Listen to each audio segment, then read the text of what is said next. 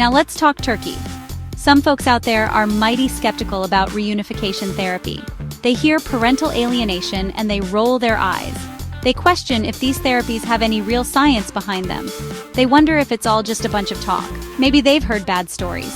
Or maybe they just don't understand what this is all about. It's easy to criticize what you don't fully grasp. So, let's get into it.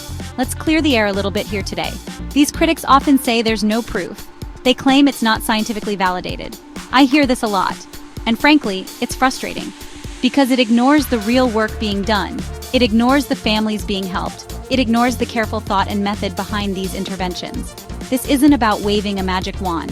This is serious business. It involves real pain and real hope for children and parents caught in a terrible situation.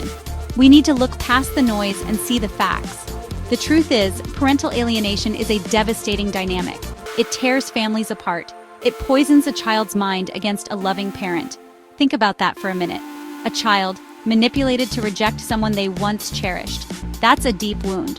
So when we talk about reunification therapy, we're talking about trying to heal that wound. We're talking about trying to undo serious psychological harm. It's complex, it's challenging, and it absolutely requires a thought-out, structured approach, not just wishful thinking. So the skepticism often comes from a place of misunderstanding, or sometimes it comes from people who have their own agendas. But for families desperate for help, this skepticism can be a real roadblock. It can make them doubt if there's any hope. It can make them hesitant to try something that might actually work. That's why we need to talk openly. We need to lay out what these therapies are. And we need to show the evidence. Because hiding from the truth helps no one, especially not the kids. So, what does scientifically based really mean when we talk about these therapies? It doesn't always mean a double-blind, randomized, controlled trial. Now, those RCTs are great for testing new pills, but we're dealing with complex human emotions. We're dealing with families in crisis. You can't always treat people like lab rats. It's not always ethical or practical. Imagine trying to randomly assign a suffering child to a no-treatment group. That's not something we can or should do lightly. When we talk about intensive programs like the 4-day models for severe parental alienation, scientifically based means something different. It means the program is built on sound psychological principles. It means it follows a clear, evidence-informed protocol. It means its methods are consistent with what we know about family dynamics, child development, and trauma. These aren't just cooked up overnight. They are developed by experts. They are refined through experience. And they are designed with specific, measurable goals in mind for these children and their families. Think about it this way. Doctors perform complex surgeries all the time. Not every single surgical technique has gone through a massive RCT comparing it to doing nothing. That would be absurd. Instead, new techniques are developed based on existing knowledge. They are tested carefully, they are peer-reviewed, their outcomes are tracked. This is how many interventions in medicine and psychology evolve. It's about applying the best available knowledge. It's about systematic observation. And it's about a commitment to ethical practice and positive results. So, while a traditional RCT might be the gold standard in some fields, it's not the only way to validate an intervention, especially not in complex psychosocial situations.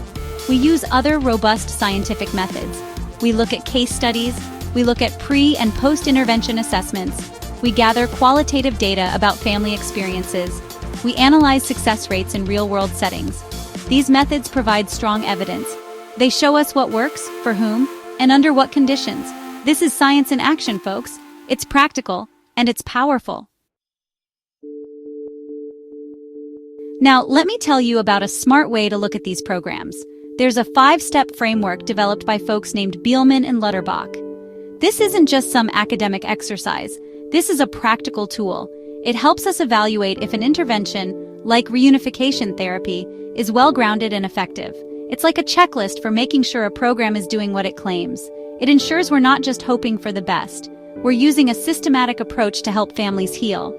This framework brings clarity. The first step is looking at the program's theoretical basis. Does it make sense? Is it based on established psychological principles? For reunification therapy, the answer is yes. It draws from family systems theory, attachment theory, and cognitive behavioral concepts. Step 2 examines the program goals and target population. Are the goals clear? Is it designed for the right people? Again, yes, it aims to restore a healthy parent-child relationship in cases of alienation. This focus is crucial for any chance of success. Step 3 looks at the program's content and methods. What exactly happens in the therapy? Are the techniques appropriate? Reunification programs use structured activities, education, and therapeutic conversations. They address distorted thinking. They work on communication skills. Step 4 is about implementation. How is the program delivered? Are the therapists well trained? Quality control here is key. A good program needs good people running it properly. This ensures consistency and effectiveness across different situations and different families. Finally, step 5 is evaluation. Does it work? What are the outcomes? This is where the rubber meets the road. And guess what? Multiple peer-reviewed evaluations of reunification programs show positive results. Studies by researchers like Dr. Richard Warshak, Dr. Kathleen Ray, and others have documented significant improvements. They've seen children reconnect with alienated parents. They've seen families begin to heal. These aren't just anecdotes. This is documented evidence published in scientific journals. This framework helps us see that structure and success. So, what's the bottom line here? The bottom line is that misinformation hurts. It hurts families who are already suffering. It hurts children who are caught in the middle. When people dismiss reunification therapy without looking at the facts, they're doing a real disservice. They're potentially blocking a path to healing. They are making a difficult situation even harder for those involved. We need to challenge these myths. We need to get the truth out there. This is too important to let falsehoods stand. It's time to recognize that scientifically backed therapies for parental alienation exist. They offer hope. They offer a structured way forward. These aren't pie-in-the-sky ideas. They are based on solid psychological principles. They are supported by growing evidence from real-world applications, the kind of evidence that comes from careful study and observation, the kind that shows real change in real lives. We owe it to these families to acknowledge what works and to support it fully. Correcting these misconceptions is vital. We need to educate judges, lawyers, mental health professionals, and the public. People need to understand what parental alienation is. They need to understand how it harms children. And they need to know that effective help is available. Spreading accurate information can make a world of difference. It can empower families to seek the right kind of help. It can guide professionals to make better informed decisions for the children they are trying to protect. Ultimately, our goal should be to help these families.